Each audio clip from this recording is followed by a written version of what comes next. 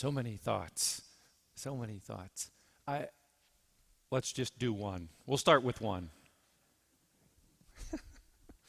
Oh my gosh. Jesus invites Thomas to come close.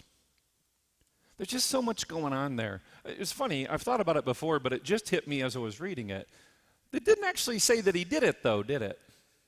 It didn't say that he stuck his fingers in the holes or put his hand in his side. We always see that depicted in art with his hand in there, but it actually doesn't say that he did it. All that says next after Jesus invites him that way is, "My Lord and my God," which is probably the shortest and most complete creedal statement we have. But he invites him to come close. And it strikes me, I've said this to you before, God is always intimate with his people. Always.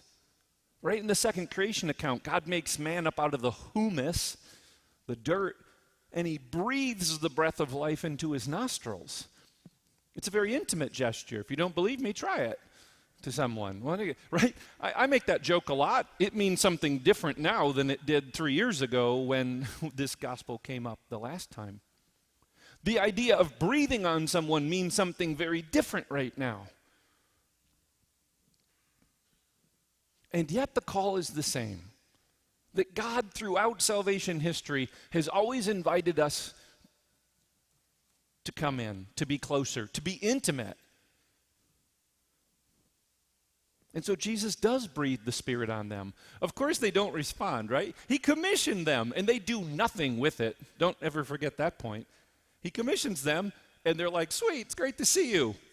Shuts the door. I don't know how he left, but they do nothing for a week except brag to Thomas that they had seen him. Is there anything worse than being the person who missed it, whatever the it was? Oh, you had to be there. You missed it. And Thomas is quite indignant. "I will not believe that."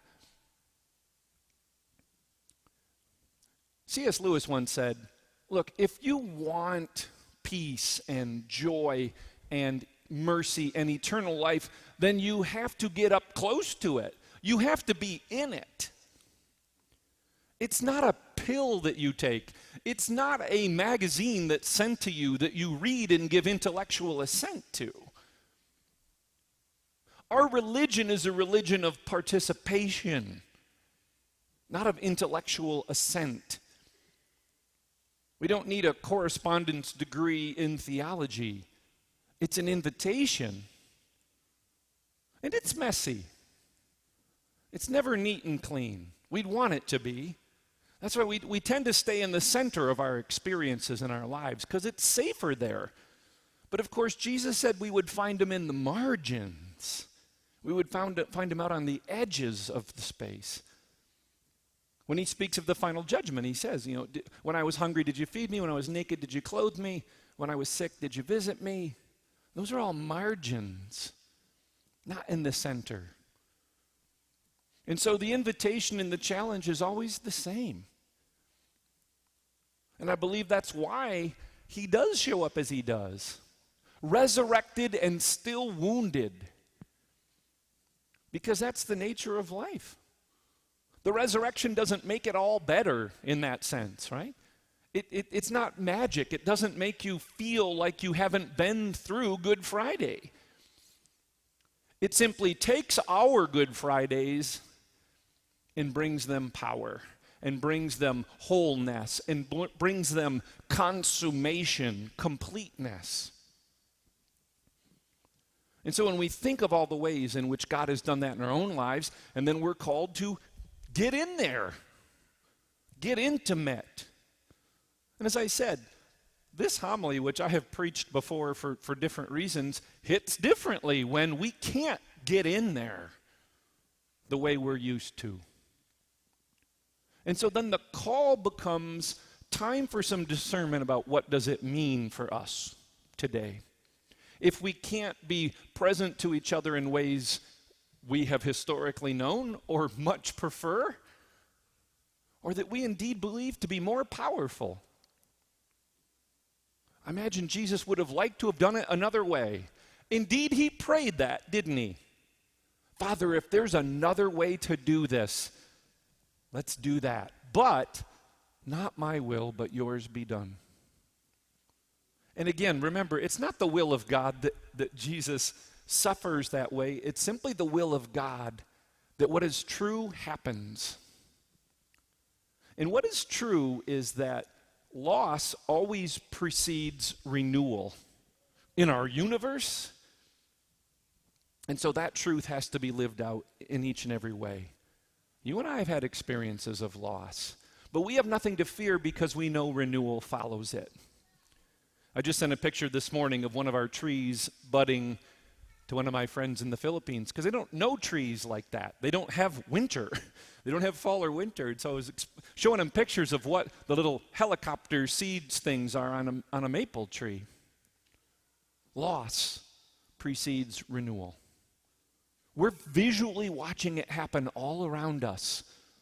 But if we're not careful, we'll just stay in the center of our space because it's warm and safe. When what we're being invited into is to get close, but a little bit out of our comfort zone.